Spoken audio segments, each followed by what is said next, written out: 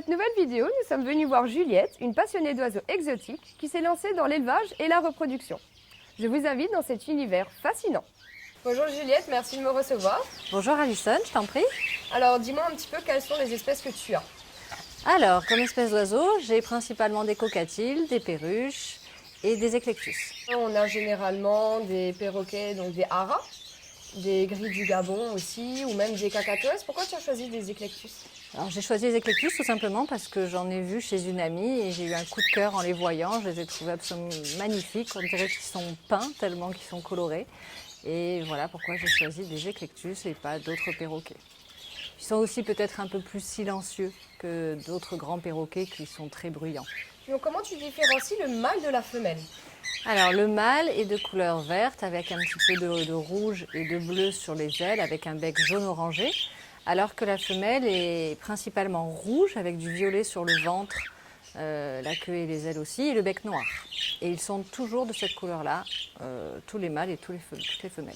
D'accord.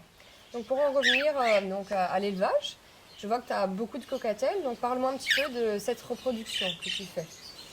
Alors, chez les coquetelles, en effet, qui se reproduisent assez facilement.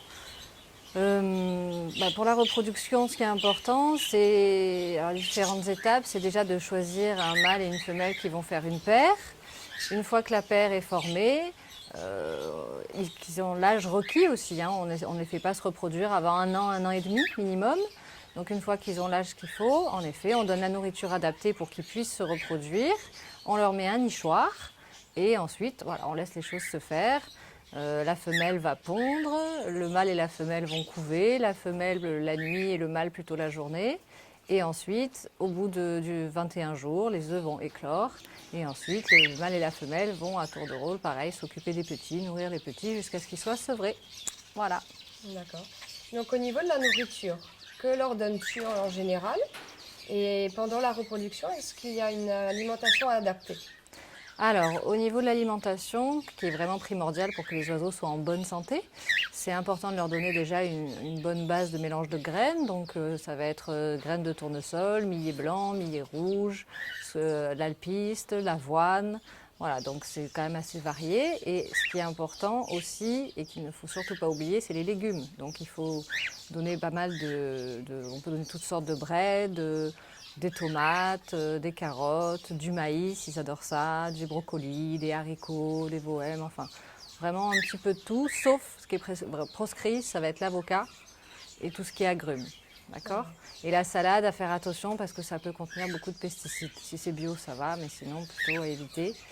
Et les pommes aussi, pareil, si on donne des pommes, on peut donner beaucoup de fruits. Il ne faut pas donner les pépins des pommes qui contiennent du cyanure et peuvent les empoisonner. Voilà. Donc après, il faut aussi donner des kettlebones, ou en tout cas quelque chose qui leur permet d'avoir du calcium. Je leur donne aussi des vitamines en plus. Et pour la reproduction, on leur donne ce qu'on appelle de l'egg food, de la pâtée aux œufs, pour qu'ils puissent justement plus facilement produire les œufs et ensuite nourrir les petits. Mais les cotton box, qu'est-ce que c'est alors? En français, c'est les eaux de sèche, tout simplement. Ah d'accord, donc c'est très bon pour fournir le calcium. calcium. Voilà, exactement. Tes coquetelles sont en pleine reproduction. Est-ce que tu as déjà rencontré des problèmes? Oui, bien sûr, ça peut arriver. Un premier problème, ça peut être que les œufs sortent clairs, c'est-à-dire qu'ils n'ont pas été fertilisés. Donc c'est pour ça que c'est important de regarder au bout de quelques jours avec une lumière qu'on rapproche des œufs dans le noir pour voir si on voit quelques veines rosées à travers la coquille. Deuxième problème, ça va être les œufs qui vont se gâter pendant la couvaison, c'est-à-dire le bébé va mourir dans l'œuf avant l'éclosion. Et troisième problème, ça peut être les parents qui nourrissent pas assez les bébés ou qui des fois écrasent les bébés ou les bébés qui s'écrasent les uns entre les autres dans le nid une fois qu'ils sont nés. Voilà. Donc comment on vérifie que l'œuf est fertile? Donc on prend une lampe, on essaie d'être dans une pièce sombre, on les laisse dans le lit, c'est plus simple. Et on rapproche la lampe de l'œuf à contre-jour, on va dire, et on regarde justement, grâce à la lumière, si dans l'œuf on voit quelques veines rosées se dessiner. Il faut que ce soit dans les tons rosés, et si c'est jaune pâle, ça veut dire qu'ils sont clairs. Un oiseau, c'est pas comme un chien ou un chat, il faut davantage s'en occuper. Combien de temps tu passes par jour avec eux? Alors, en effet, c'est vrai que ça demande du temps.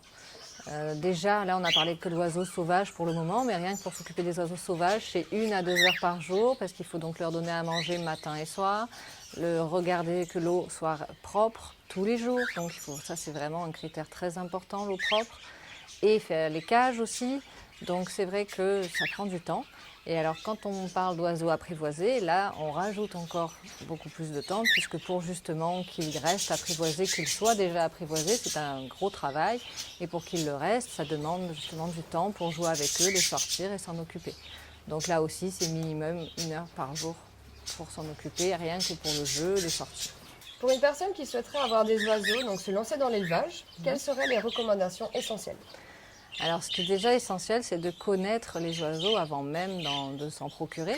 Donc, de se renseigner sur Internet ou de demander déjà à des éleveurs des renseignements, hein, c'est le plus important, pour justement ne pas faire d'erreur. C'est quand même du vivant, c'est des animaux, donc c'est important de bien s'en occuper.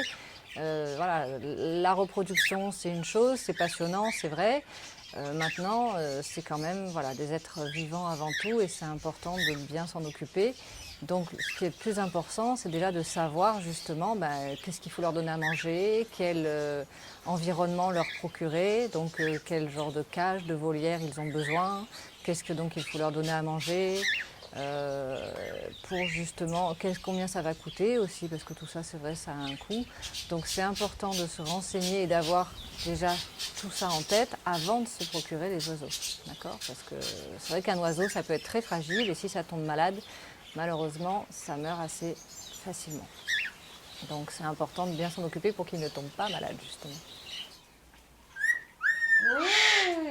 Avant d'acheter des oiseaux, il est important de poser les bonnes questions aux éleveurs ou aux vendeurs afin d'assurer leur bien-être et d'avoir les bons gestes. À bientôt sur Animal World Mauritius.